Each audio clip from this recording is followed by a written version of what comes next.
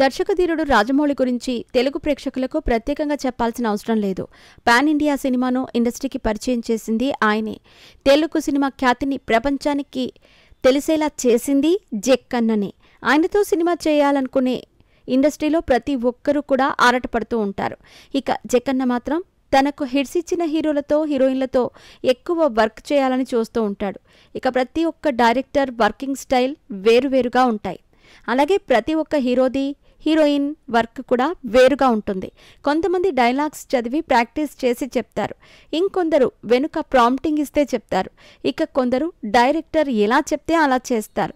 మరికొందరు డైరెక్టర్ ఆ సీన్లో ఇలా చేయాలని చేసి చూపిస్తే తప్ప సీన్ చేయరు.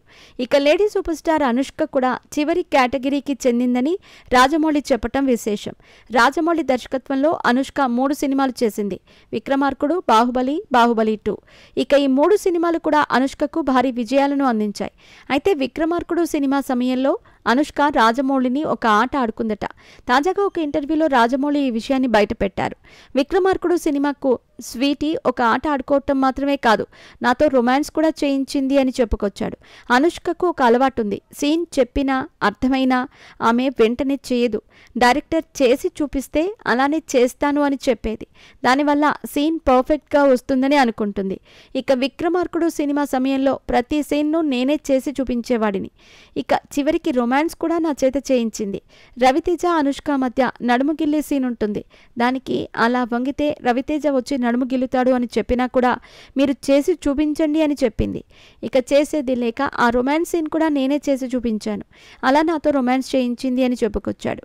ఇక స్వీటీ ఏ పని చేసినా పర్ఫెక్ట్గా చేస్తుందని, కానీ సెట్లో ఆమె నవ్వితే ఆపటం కష్టమని చెప్పుకొచ్చాడు. ఇక ఈ వ్యాఖ్యలు నెట్టింట వైరల్గా మారాయి. ఇకపోతే ప్రస్తుతం అనుష్క వరుస సినిమాలతో బిజీగా మారింది. తెలుగులో ఘాటీ సినిమాతో ఈ నెల ప్రేక్షకుల ముందుకు రానుంది. ఇది కాకుండా కన్నడలో ఒక సినిమా చేస్తున్న స్వీటీ తమిళ్లో కార్తీ సరసన ఖైదీ 2లో నటిస్తుందని వార్తలు వస్తున్నాయి. ఇక రాజమౌళి విషయానికొస్తే మహేష్ బాబుతో కలిసి SSMB 29 సినిమాతో బిజీగా ఉన్నాడు. త్వరలోనే ఈ సినిమా ప్రేక్షకుల ముందుకు రానుంది. మరి ఈ సినిమాతో జక్కన్న ఎన్ని రికార్డులను బద్దలు కొడతాడో చూడాలి.